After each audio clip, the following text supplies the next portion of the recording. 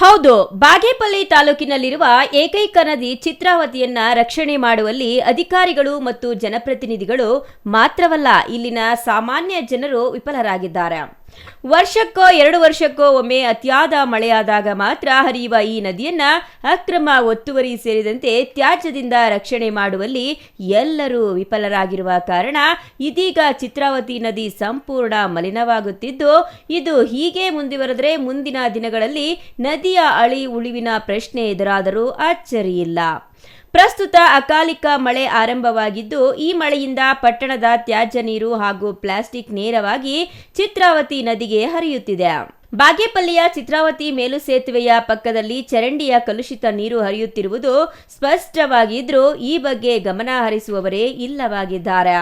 ಬಾಗೇಪಲ್ಲಿ ಪಟ್ಟಣದ ಸಿವಿಲ್ ನ್ಯಾಯಾಲಯದ ಪಕ್ಕದಲ್ಲಿನ ಚಿತ್ರಾವತಿ ನದಿಗೆ ಪ್ಲಾಸ್ಟಿಕ್ ಚರಂಡಿಯ ಕಲುಷಿತ ನೀರು ಹರಿಯುತ್ತಿದೆ.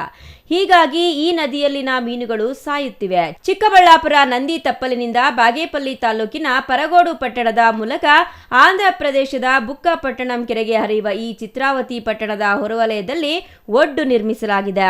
ಪ್ರಸ್ತುತ ತ್ಯಾಜ್ಯ ನೀರಿನಿಂದಾಗಿ ಇದು ಕಲುಷಿತಗೊಂಡಿದೆ. ಪಟ್ಟಣದ ಚಿತ್ರಾವತಿ ನದಿಗೆ ಚರಂಡಿ ಕಲುಷಿತ ನೀರು ಹರಿಸಲಾಗಿದೆ. ಸಂಬಂಧಪಟ್ಟ ಪುರಸಭೆ ಅಧಿಕಾರಿಗಳು, ಸಿಬ್ಬಂದಿ ಹಾಗೂ ಪಂಚಾಯಿತಿಯವರು ಜಾಣ ಮೌನ ವಹಿಸಿದ್ದಾರೆ. ಪಟ್ಟಣದಲ್ಲಿ ಒಳಚರಂಡಿ ವ್ಯವಸ್ಥೆ ಇಲ್ಲ. 20 ವರ್ಷಗಳ ಹಿಂದೆ ಒಳಚರಂಡಿ ಕಾಮಗಾರಿ ಮಾಡಿದ್ರೂ ಬಳಕೆಗೆ ಬಂದಿಲ್ಲ. ಪಟ್ಟಣದ ಚರಂಡಿಯ ಕಲುಷಿತ ನೀರು ಎರಕಾಲುವೆಯ ಚರಂಡಿಯ ಮೂಲಕ ಚಿತ್ರಾವತಿ ಮೇಲು ಸೇತುವೆಗೆ ಹರಿಯಲು ಬಿಟ್ಟಿದ್ದಾರೆ. ನದಿ ತುಂಬಿ ಹರಿಯುವ ಸಂದರ್ಭದಲ್ಲಿ ನೀರು ವೃಥಾ ವ್ಯರ್ಥವಾಗದಂತೆ ರಾಜಕಾಲುವೆಗಳನ್ನು ನಿರ್ಮಿಸಿದ್ದಾರೆ. ಈ ಕಾಲುವೆ ನೀರನ್ನ ತಾಲೂಕಿನ ಹೊಸಹುಡ್ಯ, ಗೌನಪಲ್ಲಿ, ಯಗವಬಂಡ್ಲಕೆರೆ ಸೇರಿದಂತೆ ವಿವಿಧ ಗ್ರಾಮದ ರೈತರು ಬಳಸಿಕೊಂಡು ಬೆಳೆ ಬೆಳೆಯುತ್ತಿದ್ರು. ನೀರು ಮರಳು ವ್ಯರ್ಥವಾಗುವುದನ್ನ ತಡೆಯಲು ನದಿ ಪಾತ್ರದಲ್ಲಿ ಸಣ್ಣ ಆಣೆಗಳನ್ನ ಅಲ್ಲಿಲ್ಲಿ ನಿರ್ಮಾಣ ಮಾಡಿ ನೀರು ಸಂಗ್ರಹಿಸುತ್ತಿದ್ರು. ಅಂತಹ ನೀರಿನ ಕಡಜವೊಂದು 1883ರಲ್ಲಿ ಜಡಲಭೈರವೇಶ್ವರ ದೇವಾಲಯದ ಮುಂಭಾಗದ ಬಲಭಾಗದಲ್ಲಿ ಅಂದಿನ ಲೋಕೋಪಯೋಗಿ ಇಲಾಖೆಯ ಕಾರ್ಯದರ್ಶಿಯಾಗಿದ್ದ ಕ್ಯಾಪ್ಟನ್ ಚಿಮ್ ಕೆನ್ಸಿಂಗ್ಟನ್ ನಿರ್ಮಿಸಿದ್ದಾರೆ. ಈಗ ಇದು ಅವಸಾನದ ಅಂಚಿನಲ್ಲಿದೆ. ನದಿ ತೀರದಲ್ಲಿ ಕಳೆ ಗಿಡಗಳು ಬೆಳೆದಿವೆ.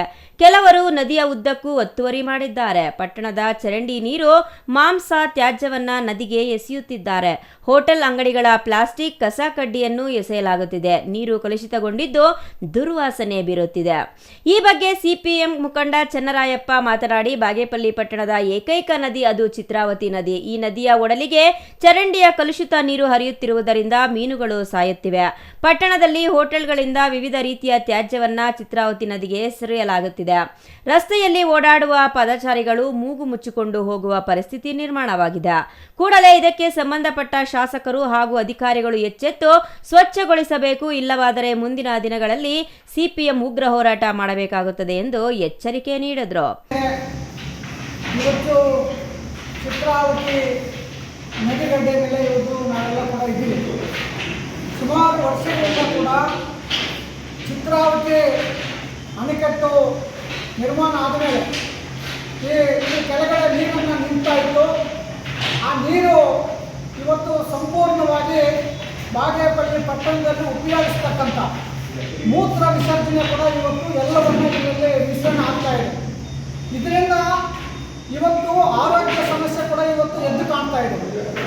ಇದರಿಂದ ನಾವು ಸುಮಾರು ಸಲ ಜನಪ್ರತಿನಿಧಿಗಳಿಗೂ ಮತ್ತು ಪುರಸಭೆಯವರಿಗೂ ಆ ಕಡೆ ಪಂಚಾಯತ್ವರೆಗೂ ಸುಮಾರು ಸಂದರ್ಭದಲ್ಲಿ ವಿಚಾರವನ್ನು ಮುಗಿಸಿದ್ರು ಕೂಡ ಯಾವುದೇ ಕಾರಣಕ್ಕೂ ಅವರು ತಲೆ ಕೆಡಿಸಿಕೊಳ್ಳುವ ಸ್ಥಿತಿ ಇಲ್ಲ. ಕಾರಣ ಏನಂತ ಹೇಳಿದ್ರೆ, ಸಾಮಾನ್ಯ ಜನರ ಪರವಾಗಿ ಇವತ್ತು ಅವರಿಲ್ಲ. ಸ್ವಚ್ಛತೆ ಕಾಪಾಡೋದ್ರಲ್ಲಿ ವಿಫಲವಾಗಿದ್ದಾರೆ. ಇದರಲ್ಲಿ ಪ್ಲಾಸ್ಟಿಕ್ ಡಬ್ಬಗಳೆಲ್ಲ ತುಂಬಿದೆ. ದುರ್ವಾಸನೆಯನ್ನು ಇವತ್ತು ಇಲ್ಲಿ ಬೀಳ್ತಾ ಇದೆ. ಆ ವಾಸನೆಯನ್ನು ತಡೆದೇ ಇರ್ತಕ್ಕಂಥ ಪರಿಸ್ಥಿತಿ ಇವತ್ತು ನಿರ್ಮಾಣ ಆಗಿದೆ. ಇಂತಹ ಸಂದರ್ಭದಲ್ಲಿ ನಾವು ಕರ್ನಾಟಕ ಪ್ರಾಂತ ರೈತ ಸಂಘ ಸಿಪಿಐಎಂ ಪಕ್ಷದಿಂದ ಒತ್ತಾಯವನ್ನು ಮಾಡ್ತೇವೆ. ತಕ್ಷಣವೇ ಇದಕ್ಕೆ ಕೈ ಹಾಕಬೇಕು. ಅಧಿಕಾರಿಗಳು, ಜನಪ್ರತಿನಿಧಿಗಳು ಯಾರ ಪರವಾಗಿ ನೀವು ಕೆಲಸ ಮಾಡ್ತಾ ಇರೋದು? ಸರ್ಕಾರದಿಂದ ಸಂಬಳ ಬರ್ತಕ್ಕಂಥವ್ರು, ಸರ್ಕಾರದಿಂದ ಸಂಬಳ ತಗೊಳ್ತಕ್ಕಂಥದ್ದು, ಜನರು ಓಟ್ ಹಾಕಿಸ್ಕೊಂಡು ಅಧಿಕಾರ ಬರ್ತಕ್ಕಂಥ ಅಧಿಕಾರಿಗಳು ಇವತ್ತು ಸಂಪೂರ್ಣವಾಗಿ ಇವತ್ತು ಜನವಿರೋಧಿ ಕೆಲಸಗಳಲ್ಲಿ ತೊಡಗಿದ್ದಾರೆ.